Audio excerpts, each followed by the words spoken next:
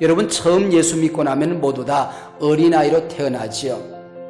그러나 시간이 지나면, 예수 믿은 기간이 1년, 2년 지나고 나면 성숙해야 되는 겁니다.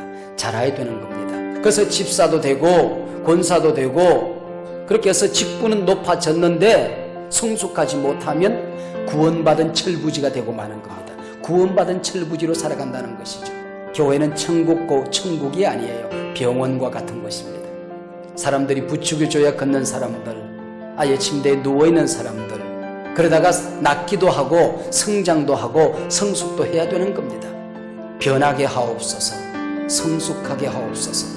이것이 오늘 우리 교회의 기도 제목이 되어야 하는 겁니다. 여러분, 변화되어야 됩니다. 내가 변할 수 없다고 하면 그것은 불행입니다. 나도 불행이고 공동체도 불행입니다. 늘 어느 생활을 격려하는 쪽으로, 사람들을 세우는 쪽으로 긍정적인 복음의 이야기, 믿음의 이야기를 하는 것입니다.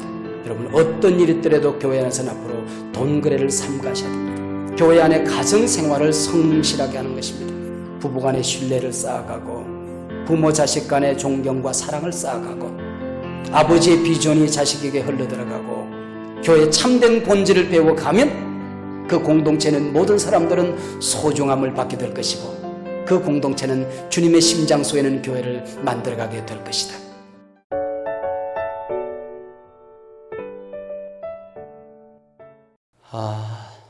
저는 교회 안에 문제가 있을 때마다 그런 생각을 가지고 있습니다. 문제를 문제시하면 문제가 된다.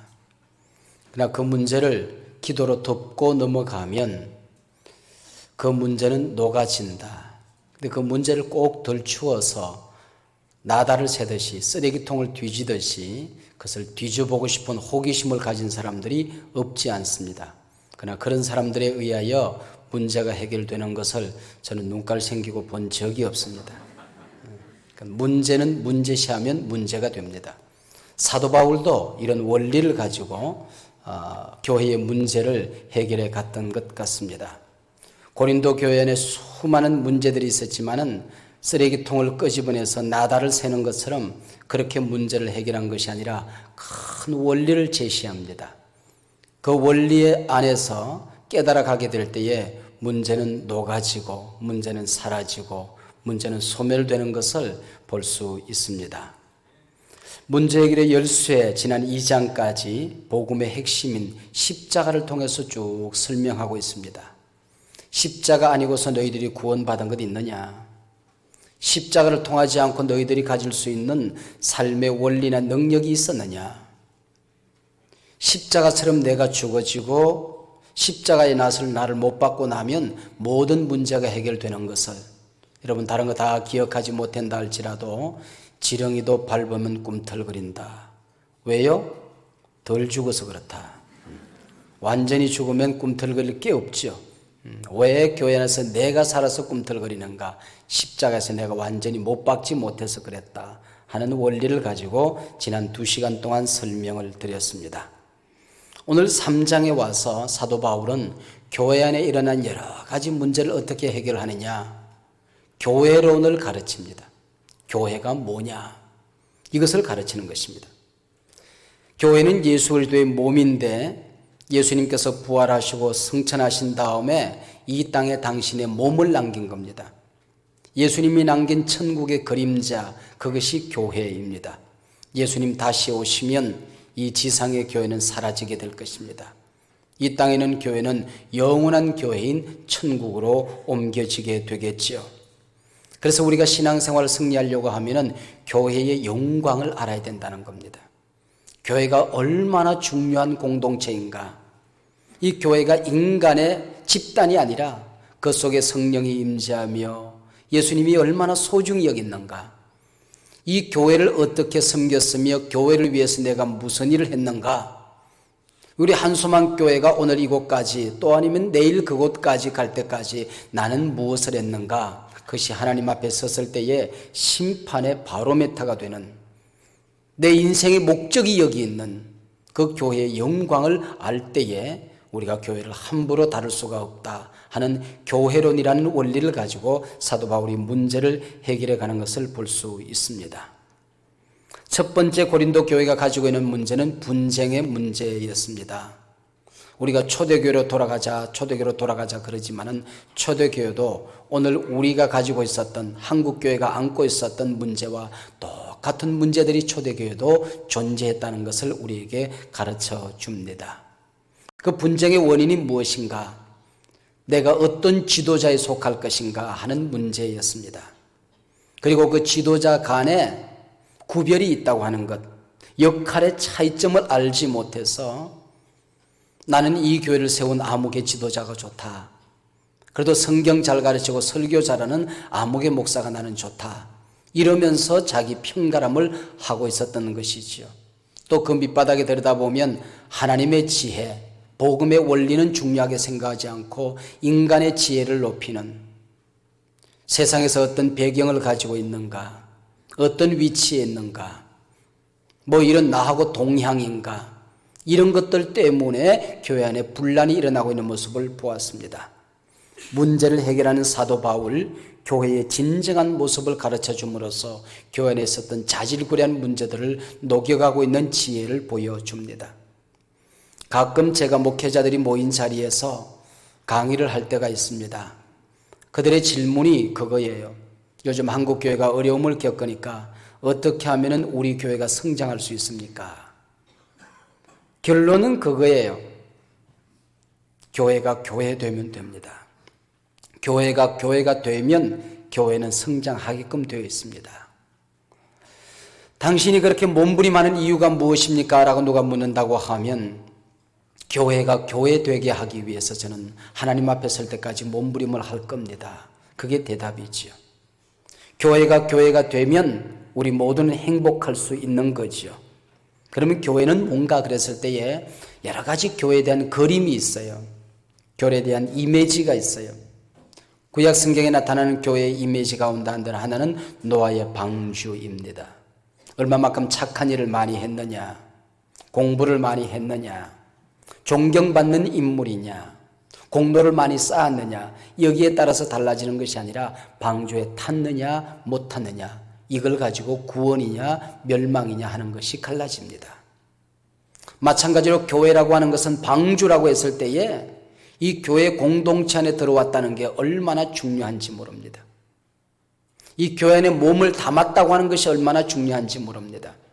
교회 안에 한 가족이 되었다고 하는 것이 내 구원에 결정적인 영향을 미치게 되었다고 하는 것이 구원론적인 입장에서 본 방주교회론입니다.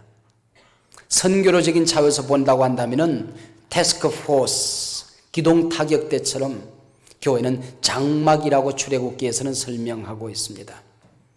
그래서 하나님의 명령을 따라서 장막을 치기도 하고 거두기도 하고, 하나님께서 오늘 우리 시대에 주신 선교적인 과제를 해결하기 위해서 눈에 보이는 교회는 있다가 없어지고 없다가 세워지는 바로 장막교회론이 출애굽기에 나옵니다.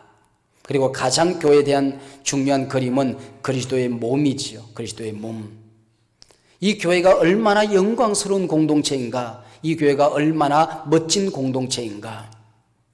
우리가 눈에 보이는 약점이 있고 허물이 있고 실수가 있어 보이지만은 그럼에도 불구하고 이 교회가 그리스도의 몸이라고 할 때에 우리는 경외감을 가지고 이 교회를 보게 됩니다. 근데 오늘 본문을 읽어보면 사도 바울이 고린도 교회에서 일어나는 여러 가지 문제를 해결하기 위해서 교회가 무엇인가 네 가지 그림을 설명하고 있습니다. 1절부터 3절까지 교회는 집이다, 교회는 가정이다 하는 것이고요. 6절부터 9절까지 보면 교회는 밭이다 그런 말이 나와요. 교회는 밭이다. 함께 일을 하는 동력자들이 함께 모여 일을 하는 밭이다 하는 그림이 나옵니다. 그 다음에 교회는 빌딩이라고 하는 그림이 나옵니다. 교회는 건물이라고 하는 것이죠. 그리고 제일 마지막 16절 이하에 보면 교회는 성전이다. 너희 몸이 하나님의 성전된 것을 깨닫지 못하느냐, 그렇게 나옵니다. 자, 우리가 교회의 영광을 배워가고 교회의 그림을 우리가 배워가기 위해서 오늘 고린도전서 3장에 나오는 교회 그림 첫 번째는 교회는 집, 오이코스, 가정, 가족이라고 하는 것입니다. 근데 가족 안에 이렇게 큰 문제가 뭐가 이렇게 일어날 것이 많은가, 여기에 우리가 의구심을 가지게 됩니다. 가정에는 아빠가 있고 엄마가 있고 또 형아가 있고 어린아이도 있고 그래야 되는데 이 고린도 교회 안에는 어린아이가 너무 많았기 때문에 문제가 생긴 겁니다. 어린아이 투성이 꼭 고아원 같았단 말이에요. 그것도 똥오줌 못 가리는 그냥 유아들만 가득한 그런 자리가 이 고린도 교회였기 때문에 교회의 균형을 상실한 데서는 분쟁이었다는 것입니다. 아이들이 많다는 것은 어떤 면에서 보면 가능성일 수 있죠. 기회일 수 있죠. 그러나 균형이 맞지 않을 때 이것은 심각한 문제를 가져오게 되는 것입니다. 아이들은 뭐든지 자기에게 해달랍니다. 자기 중심성, 이게 어린아이의 특징이죠. 나밖에 없습니다. 그래서 관심을 끌기 위해 소리를 지르고 떠들고 야단법석하는 겁니다. 고린도 교회는 한마디로 얘기하면 뭘 모르는 교회였다 하는 것입니다. 아볼로의 명설교 하나를 듣고 나면 자기가 뭔지 다 아는 것처럼 떠들고 야단법석을 하는데 알고 보면 모르고 헛다리 짚고 있는 겁니다. 은사가 많았던 교회입니다. 그래서 뭐한가 은사 하나 체험하고 나면 이게 전부 다 소리 질러 대는 바람에 교회가 그냥 뒤죽박죽이 되는 겁니다. 자기 자랑만 늘어놓습니다. 자기 말이 그렇게 많습니다. 그래서 많이 싸우게 된 것이죠. 그래서 1절에 보면 그리스도 안에 어린아이라는 말이 나옵니다. 예수님을 영접했습니다. 거듭났습니다. 구원은 받았지요. 싸우다가 죽어도 천당은 갈 거예요. 그러나 이 땅에 있는 지상의 교회를 어지럽히는 일들을 하고 만 것이죠. 여러분, 처음 예수 믿고 나면 모두 다 어린아이로 태어나지요. 그러나 시간이 지나면, 예수 믿은 기간이 1년, 2년 지나고 나면 성숙해야 되는 겁니다. 자라야 되는 겁니다.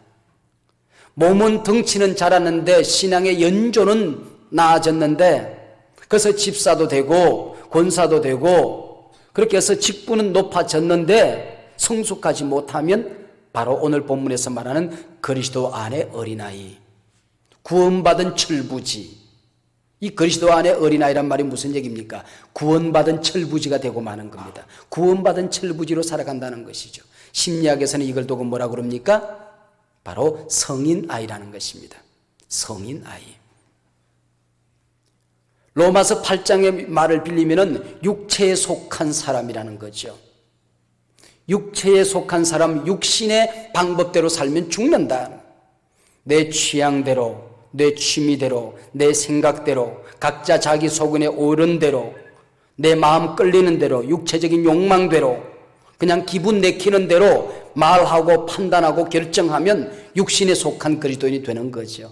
바로 이런 성인 아이들, 육신에 속한 그리스도인이 고린도 교회에 많이 있었기 때문에 이들이 부딪히고 저리 부딪히고 이리 부딪혀서 교회를 시끄럽게 만들어서 세상에 조롱거리가 되고 우스갯거리가 된 교회가 바로 고린도 교회입니다.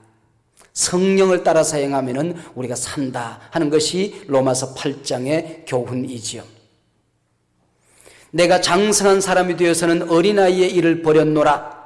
이제는 좀 성숙하면 어린아이의 성품을 버려야 되는데 그걸 버리지 못한 거죠.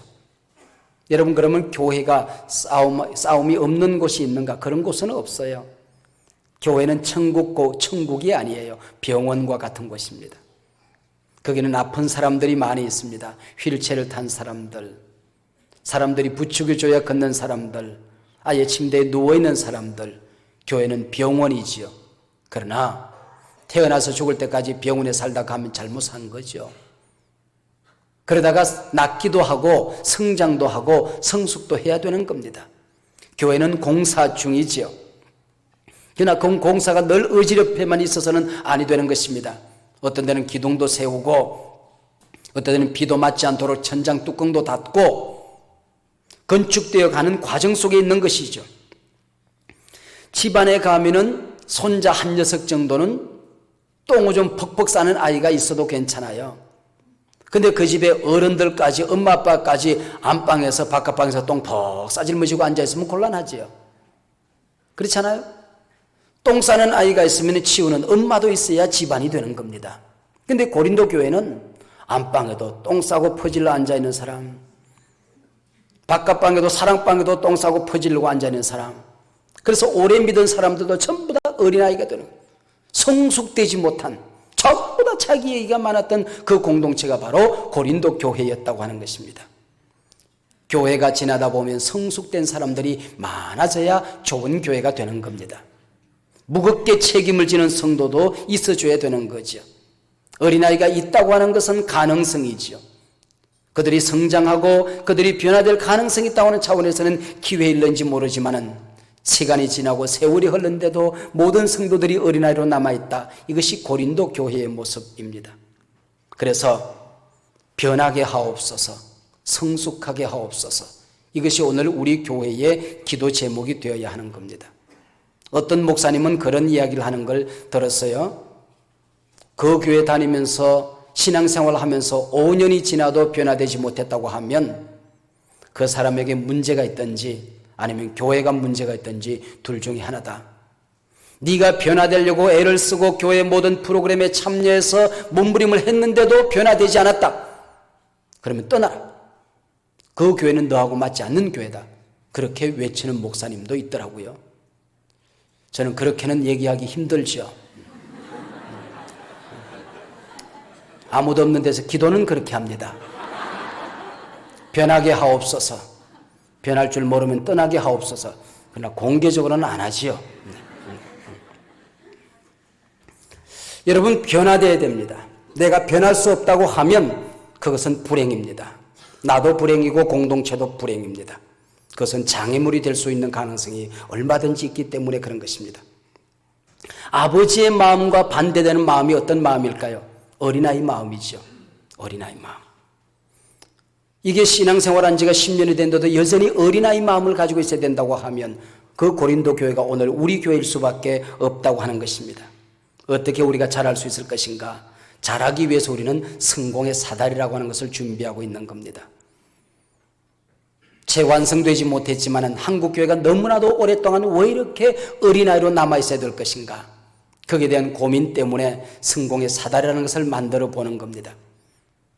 이제는 한국교회가 불신자가 와도 변화될 수 있는 교회, 그리고 몸을 담기만 하면은 흘러가는 물에다가 몸을 담기만 하면은 변화될 수 있는 체계가, 시스템이 구축되어야 되지 않겠느냐 하는 것이 한국교회의 새로운 발견입니다.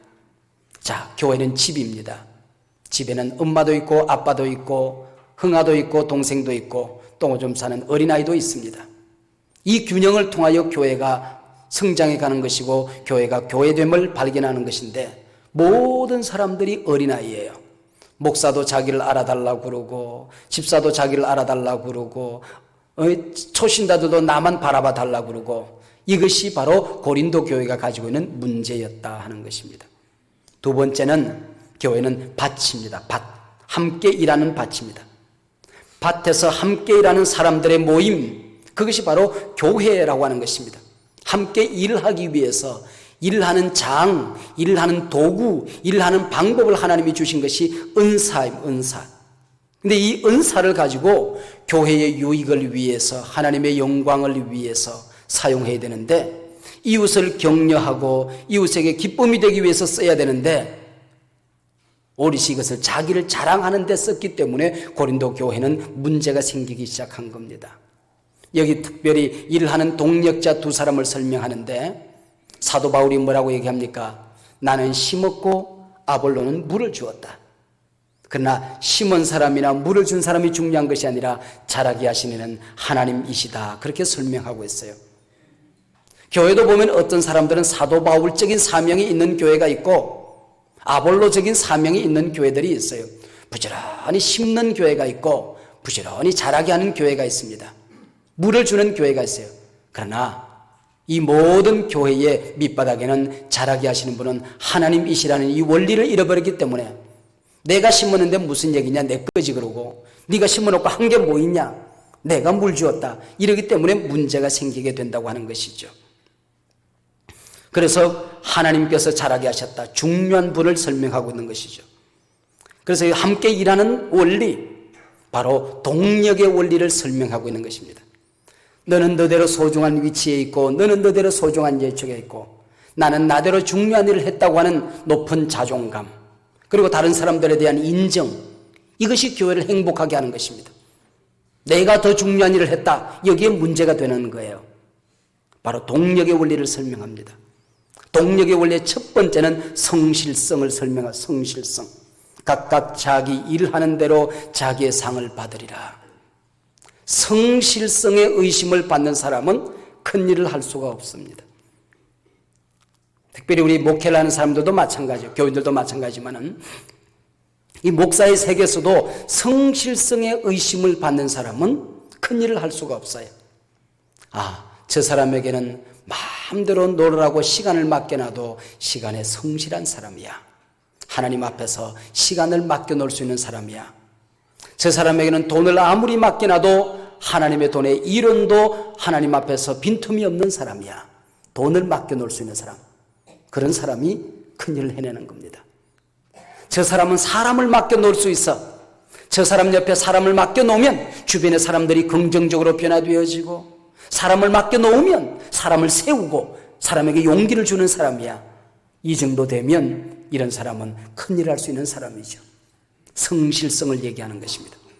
두 번째, 오늘 본문에 보면 자기 일만 하는 사람들이 있다는 것입니다. 자기 일은 열심히 해요. 근데 다른 사람의 일을 인정하지 않습니다. 이것을 국가에서는 보면 부처간 이기주의라고 그래요. 그래서 교회 안에서도 자칫하다 보면 열심히 일을 합니다.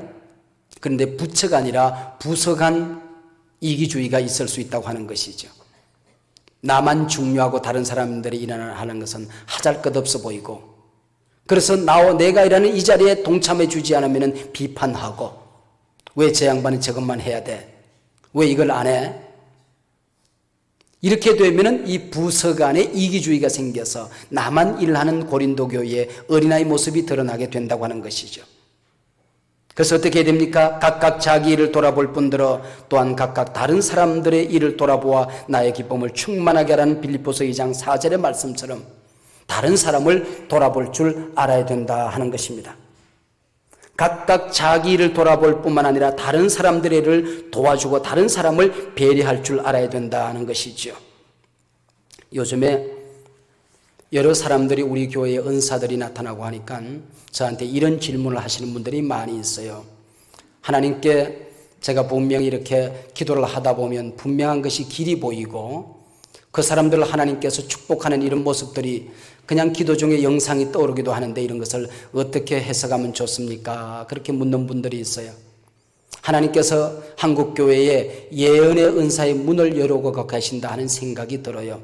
그러나 이럴 때에 예언의 은사를 우리가 받아도 지혜의 은사를 함께 받지 못하면 교회를 아주 해롭게 할 수 있고, 예언의 은사는 성경에 보면 여러 사람과 더불어서 함께 검증해 나가야 됩니다. 특별히 영적인 지도자의 검증을 받지 않으면 그 예언의 은사는 오히려 악한 은사와 함께 중첩되어 나타나기 때문에 아주 가장 좋은 일에 가장 악한 사탄이 뛰어들 수 있는 가능성이 있기 때문에 교회 공동체를 유해하게 할 가능성이 있습니다. 그래서 지혜의 은사와 함께 구하십시오. 그렇게 제가 얘기를 해요. 그래서 한국교회에서는 요즘 예언의 은사를 목회자가 은사를 받으면 그것이 은혜로운 설교로 나타나게 되고, 평신도가 예언의 은사를 받으면 두 가지 모습이 나타나게 되는데, 전도하지 못하던 사람이 전도하게 되고 사람을 격려하지 못하던 사람이 격려하게 됩니다. 그런데 예언의 은사 받았다고 해서 비판하거나 비난하거나 다른 사람들을 두렵게 하거나, 이것은 이미 사탄에게 속아 넘어가고 있는 것입니다. 받은 은사를 지혜롭게 쓸 수 있는 방법을 지금 모르고 있는 것입니다. 검증되지 않은 은사로서 이것은 은사를 상실하고 있는 증거인 것입니다. 그래서 요즘에 목회자들이 모이면은 이 교인들 가운데 하나님의 음성 듣는 사람 때문에 죽겠다고 그래요. 하나님의 음성 듣는 사람. 근데 그 하나님의 음성이 얼마나 또 변덕이 심한지, 그 하나님은 이상한 하나님이 돼가지고 변덕이 그렇게 심해요. 그래서 목회자들이 이번에 총회에서 모였는데 커피숍에 얘기하다가 우리 교회도 이상하게 어느 단체 거기 무슨 훈련 받고 오면은 그냥 이게 하나님의 음성 듣는 통에 죽겠다고 그래요. 여러분, 하나님의 음성을 듣는 데에 저도 20살 때부터 하나님의 음성을 듣기 위해서 훈련받고 영성훈련을 가르치고 오랫동안 그것을 기록하고 검증하고 수없는 책을 읽었지만은 문득 잘못 들은 음성이 있을까 봐서 얼마나 두렵고 떨리는지 모릅니다. 그래서 그 음성을 들었지만은 또 금증하고 또 금증하고 또 기다리고 기도하면서 기다립니다. 그리고 그 음성을 듣고 결정을 하고 그렇게 하죠. 근데 이거는 무슨 자다가 꿈하면 하나님의 음성이네. 개 꿈꿔놓고. 네. 그렇기 때문에 여러분, 앞으로 우리 교회에서는 예수님이 이렇게 말씀하셨습니다. 하나님이 이렇게 말씀하셨습니다를 오늘부터 금합니다. 그렇게 얘기하지 않는 겁니다. 그러니까 여러분들 이게 자기 감정, 자기 느낌, 자기 기분과 얼마나 이게 혼돈될 수 있다는 두려움을 갖지 못하고 그냥 뭐 어디서 한마디 무슨 생각만 떠올라도 하나님이 이렇게 하셨습니다. 하나님이 이렇게 말씀하셨습니다. 여러분 그건 경외감이 없는 거예요. 앞으로 정의 하나님께 그 말씀을 하고 싶으면 저한테 와서 들은 음성을 얘기하십시오. 부교육자들한테도 안 됩니다. 반드시 저한테 오셔서 이렇게 기도하는 가운데 이런 음성을 들었습니다. 하나님께서 이렇게 말씀하셨습니다. 이 음성이 옳은 음성입니까? 저는요, 된장인지 똥인지 안 찍어 먹어봐도 알아요. 한번 들어보면 그냥 알아요. 그러니까 영분별의 은사가 있기 때문에 그냥 아니까 여러분들이 이게 가짜인지 악령의 음성인지 그냥 가르쳐 줄 테니까 여러분들이 오셔서 저한테 검증을 받으세요. 그러면 제가 바로 가르쳐 드릴게요. 그래서 앞으로는 우리 교회 안에서 어떤 경우에도 그 누구에게서도 하나님이 말씀하셨습니다는 얘기를 금합니다. 이해가 되시겠습니까? 왜 그렇게 하는지도 이해가 되십니까? 네. 여러분들을 소중하게 세우기 위해서 그런 것입니다. 은사를 받은 사람이 그렇게 하는 사이에 교회를 해칠 가능성이 있는 것이고 자기 감정과 사단의 소리와 하나님의 음성이 혼돈될 가능성이 너무나도 많기 때문에 여러분의 은사를 소중히 세워드리기 위해서 제가 그렇게 하는 겁니다. 그래서 걸핏하면 그냥 하나님의 음성 들었다고 그러고 하나님이 이렇게 말씀하셨다고 그러고 또 그걸 가지고 사람들을 격려하고 사람들을 칭찬하고 사람들을 세우는 데까지는 괜찮아요. 근데 그걸 가지고 불안하게 만들고 두렵게 만들고 그걸 가지고 더러운 경건을 가지고 더러운 이익의 도구로 쓰고 여러분 이런 일들이 교회에 있게 되면 교회를 무너뜨리는 겁니다. 여러분 절대로 그런 일들이 교회에서는 있어서는 아니 됩니다. 이 시간 이후에 그런 은사들이 교회를 해치는 데 쓰는 것이 아니라 정말 하나님 나라를 멋있게 세우는 데 사용되어질 수 있기를 주님 앞에 축복합니다. 부탁합니다. 여러분 나 혼자 중요한 게 아니고 모든 사람들의 은사가 중요해요. 여러분 내가 대단한 은사 받은 것 같지만은 그 사람에게는 내가 받지 못한 사랑의 은사가 있는 사람이 있어요. 얼마나 멋있는 은사입니까? 나는 눈에 보이는 능력을 행하는 기적을 행하는 은사가 있지만은 그 사람에게는 다른 사람들을 불쌍히 여기는 은사가 있어요. 잃어버린 영혼을 찾아서 하나님의 가슴마리를 가슴마리를 누리는 그런 소중한 사람들이 있어요. 여러분 내 은사만 중요한 게 아니에요. 다 우리 모두가 소중한 것입니다. 그래서 손가락 5개가 주인이 잠든 사이에 지네들이 밤새도록 싸웠다고 그러잖아요. 근데 지네들끼리 일어나가지고는 야 무슨 소리야 내가 대장이야 너희들 할 때 내가 최고야 그러잖아. 내가 최고 이런 거 봤니? 내가 최고야 이런 거야. 까불지만 내가 최고야. 무슨 얘기야. 언제나 앞장서는 게 그래 최고지. 요리 가라 요거는 얼마요 요놈은 얼마요. 한수만교회는 어디로 가요? 조리 가세요. 언제나 나는 너를 대표하는 거야. 까불고 있어. 다 일어서 봐. 키 큰 놈이 대장이지. 가운데 놈이 키가 큰 놈이 대장이야. 무슨 얘기야? 주인이 나를 제일 사랑해.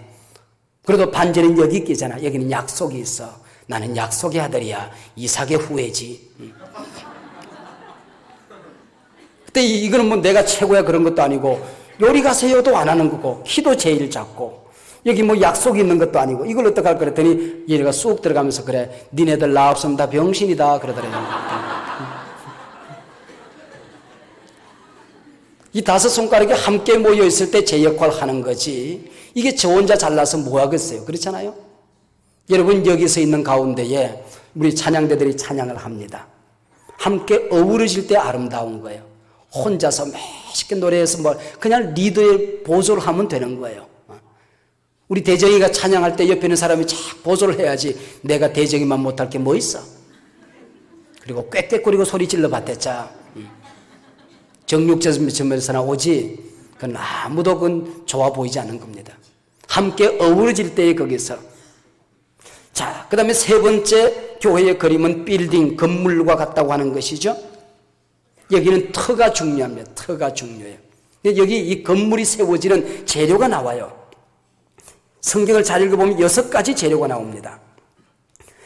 근데 그 가운데 앞에 나오는 3가지 재료는 불에 타지 않는 재료예요. 근데 뒤에 3가지는 불에 타는 재료입니다. 불에 타지 않은 재료 3가지가 나오죠. 금과 은과 보석이 나옵니다. 그 다음에 두 번째 나오는 군들, 나무와 그 다음에 뭐가 나와요? 풀과 짚이 나옵니다. 이건 불에 타는 것입니다. 무슨 얘기입니까? 불에 태워보면 안다는 것입니다. 불에 태워보면 불에 타고 없어지는 것은 하나님 나라에 남지 않는다는 것입니다. 이 세상에서 내가 착한 일을 했습니다. 교회를 위해서 많은 일을 했습니다. 이웃을 섬겼습니다. 존경받고 칭찬들을 만한 일을 했습니다. 불에 태워보면 싹 사라지는 것들이 있어요. 그것은 하나님 나라에 남지 않는다고 하는 것입니다. 그러나 아무리 불에 태워도 그대로 남는 게 있어요. 그것은 하나님 앞에 올라간다는 거예요. 무슨 얘기입니까? 우리가 이 교회를 함께 세우기 위해서 여러 가지 일을 했어요. 시간도 들였고 물질도 들였고 은사도 들였고 가정의 환경도 들였고 내 몸도 들였어요. 나를 드러내기 위해서 한 것, 자기 욕망 때문에 한 것, 자기 이름 때문에 한 것, 얼굴 팔기 위해서 한 것 다 불타고 없어진다는 것이죠. 무효. 성령의 불에, 심판의 불에 남는 것, 이것이 하나님 나라에 남는다는 거예요. 무슨 얘기입니까? 하나님이 인정하는 사람이 있고 인정하지 않는 사람이 있어요. 하나님이 인정하는 봉사가 있고 하나님이 인정하지 않는 봉사가 있다고 하는 것입니다. 내가 너희를 도무지 알지 못한다. 끝. 내가 하나님 앞에 섰을 때에 어떤 일을 했더라도 내가 도무지 너를 알지 못한다. 이것처럼 불행한 일이 어디 있겠습니까? 내가 이 땅에서 어떤 은혜를 받았느냐? 그건 자랑할 게 못 되지요. 그거는 그냥 감사거리죠. 내가 받은 은혜를 가지고 무슨 일을 했느냐? 이것이 이 빌딩을 세우는 데에, 교회라는 이 빌딩을 세우는 데에 내가 무엇을 했느냐? 이것만 천국에 남는다고 하는 것입니다. 마지막 4번째 그림이 뭐였습니까? 성전. 한번 따라하시 바랍니다. 너희 몸이 하나님의 성전된 것을 깨닫지 못하느냐? 초대교회 교부들은 그래서 내 안에 성령님이 계시기 때문에 걸음을 걸어도 방정맞게 걷지를 않았어요. 아주 조심스럽게 뒤꿈치를 들고 사뿐사뿐 걸어갑니다. 아니 왜 그렇게 걸어갑니까? 그랬더니 내 안에 계신 성령님이 놀랄까 봐서 그 사뿐사뿐 걸어갔다는 것입니다. 여러분, 우리 안에 성령님이 계십니다. 그리고 여기 보면 특별히 복수예요. 복수. 너희 가운데 성전이 세워지는 것입니다. 하나님 나라가 여기 있다 저기 있다고 생각하지 말아라. 너희 안에 하나님 나라가 있느니라. 그래서 내 복장 안에 심장 안에 은혜가 하나님 나라가 있다고 생각하는데 그 말도 맞을 수가 있어요. 그러나 원문적인 의미는 제자인 베드로와 요한과 야고보가 있고 예수님이 함께 계시면 거기 하나님 나라가 있다는 뜻입니다. 우리 한소망 세일 공동체가 모여 있으면은 거기 예수님의 임재가 있으면은 거기가 성전이 되는 것입니다. 여기 한소망교회 모여야 성전이 아닙니다. 예수 믿는 사람들이 모이는 곳, 거기가 바로 성전이라고 하는 것이죠. 왜 이렇게 교회 안에 성전이 더러운 소리가 들리느냐는 것입니다.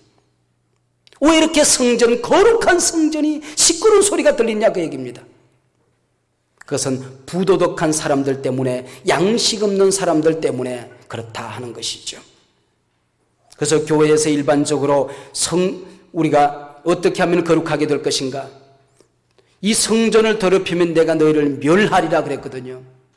여러분, 하나님의 성전은 더럽힘을 당하는 것이 아닙니다. 더럽힌 사람을 하나님께서 멸하신다고 말씀하고 있습니다. 그래서 교회 안에서 여러분들 앞으로 다시 한번 교회 생활을 부탁합니다.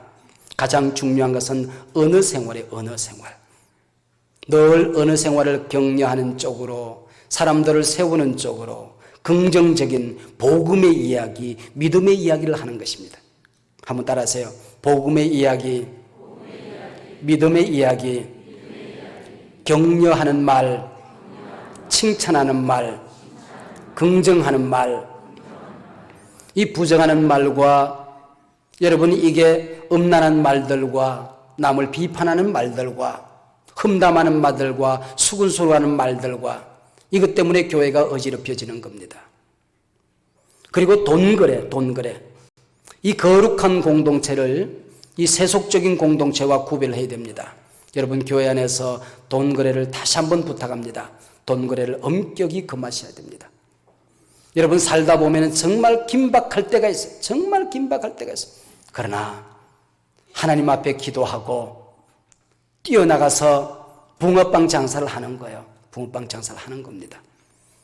그게 사람들이 추해지기 시작하면 사람의 타락은 하루아침에 끝나는 겁니다. 하루아침에 끝나는 거예요. 그러니까 교회 안에서 돈 거래를 금하셔야 됩니다. 여러분, 정말 돈이 필요하면 그것은 가족 안에서 하는 것이고, 이것은 정말 신뢰관계가 형성된 가족 안에서 하는 거예요. 셀 안에서 돈 거래를 하면 안 됩니다. 셀 안에 정말 밥을 먹지 못하는 사람이 있으면 옷을 나누어주고 쌀을 사다 주고 그건 괜찮아요. 그러나 돈을 빌려주고 또 빌려달라고 하고, 이것이 교회 공동체를 굉장히 어지럽힙니다. 그래서 여러분, 어떤 일이 있더라도 교회 안에서는 앞으로 돈 거래를 삼가셔야 됩니다. 이 교회에서는 그런 거래를 하는 곳이 아닙니다. 교회를 아주 추하게 만드는 것입니다. 그리고 가정생활을, 우리가 교회 안에 가정생활을 성실하게 하는 것입니다. 이 가정생활, 건강한 가정을 만들어가는 것입니다. 부부간의 신뢰를 쌓아가고, 부모 자식 간의 존경과 사랑을 쌓아가고, 아버지의 비전이 자식에게 흘러들어가고, 아버지의 마음으로 무너진 아이들의 마음을 이렇게 세우고, 오늘도 어떤 분이 나가면서 목사님, 오늘 가서 내 아들하고 화해할게요. 아마 그동안 많이 싸웠던 모양이죠. 네. 얼굴 안 보기로 작정했던 모양이죠. 오늘 설교를 듣고 제가 가장 기쁜 소리를 들은 게 그 소리입니다. 목사님, 제가 지금 가서 우리 아들이랑 화해할게요. 내가 어머니 마음을 갖지 못해서 우리 아이를 향하여 쳐다볼 때마다 불편했는데 오늘 가서 아들과 화해할게요. 얼마나 멋진 일입니까? 여러분, 이게 교회입니다. 이게 교회. 셀이 뭐 몇 개로 번성했느냐? 물론 그것은 열매지요. 그러나 궁극적인 목적은 행복한 가정을 만들어가는 것입니다. 비전의 공동체를 만들어가는 것입니다. 아브라함의 축복이 가정마다 흘러들어가는 것입니다. 이 가정들이 모여서 함께 건강한 공동체를 만들어가는 것입니다. 아나니아와 삽비라 이야기를 아십니까? 하나님 앞에서 자기 밭을 팔아서 헌금하기로 작정한 거예요. 얼마나 잘한 일입니까? 그러나 결단했으면, 그 결단했을 때부터는 내 것 아니죠.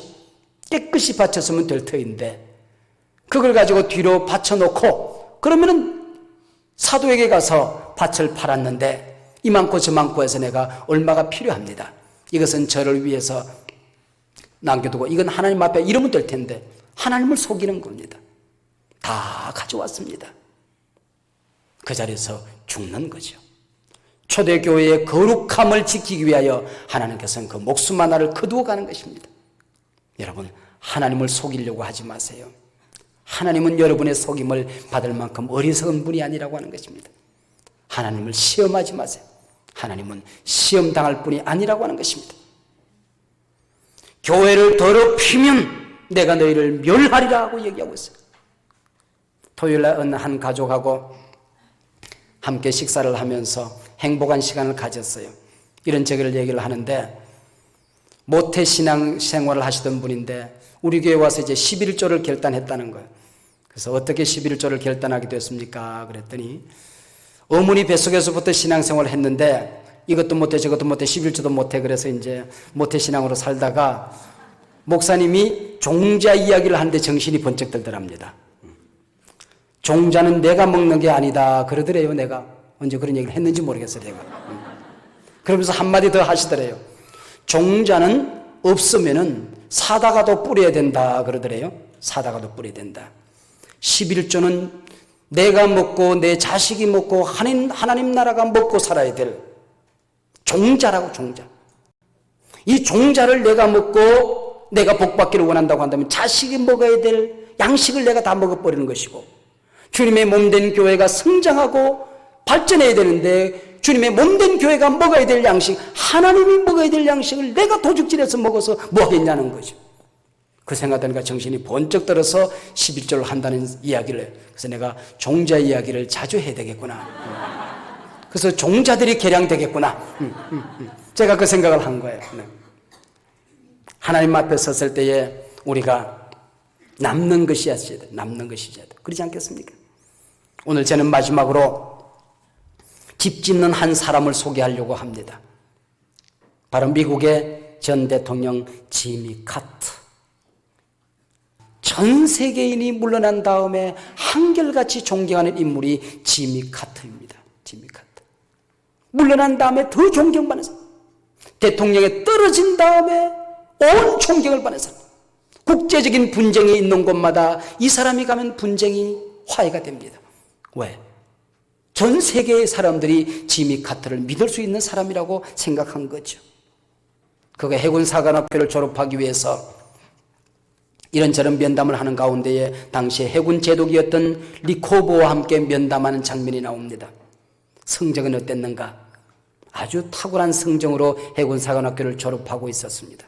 내 성적은 이만큼 점수를 받았습니다. 만족할 줄 알았는데 다시 묻습니다. 그 성적이 그대가 최선을 다한 성적인가? 최선을 다하지는 못한 것 같습니다. 왜 최선을 다하지 못했는가? Why not the best? 충격을 받았습니다. 왜 최선의 삶을 살지 못했는가? 내 성적이 몇 점인가가 중요한 것이 아니라 네가 가져온 능력의 100%를 발휘했느냐 하는 것을 하나님은 물으실 것이다. Why not the best? 평생을 머릿속을 지배하는 가치관이 된 것입니다. 그리고 성경을 읽어내려 가운데에 최선을 다한 두 사람을 자기 삶의 모범으로 삼고 살아가고 있습니다. 두 사람의 여인입니다. 한 사람은 두 랩돈을 바친 가난한 과부입니다. 자기가 가진 동전 2알, 하루 종일 모아서 그가 자기 주머니에 가지고 있었던 전 재산 동전 2알, 그것을 성전에 바칠 때에 가장 많은 헌금을 했다고 예수님이 칭찬하십니다. 저의 삶이 나의 삶이 되기를 원한다.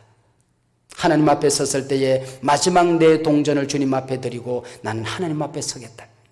이게 지미 카터의 가치관이었습니다. 그리고는 향유 옥합을 깨뜨린 마리아.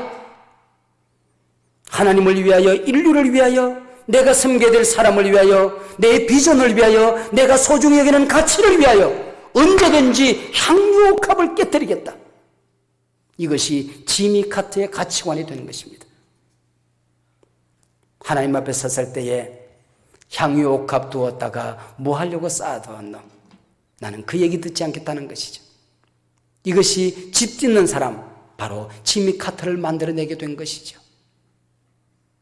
여러분, 오늘 고린도 교회의 커다란 문제들을 보면서 우리가 어떻게 오늘 우리 교회를 섬길 것인가? 지난 2시간 동안은 십자가의 원리대로 살면 된다. 복음의 원리대로 살면 된다. 두 번째는 오늘 뭐였습니까? 교회가 교회되면 된다. 교회의 참된 본질을 배워가면 문제를 시시콜콜하게 들추어내지 않아도 문제는 사라지게 되는 것이고, 그 공동체는 모든 사람들은 소중함을 받게 될 것이고, 그 공동체는 주님의 심장 속에는 교회를 만들어가게 될 것이다. 여러분, 이 교회의 영광이 하나님 앞에 설 때까지 여러분의 심장 속에 자리 잡기를 축복합니다. 기도하겠습니다.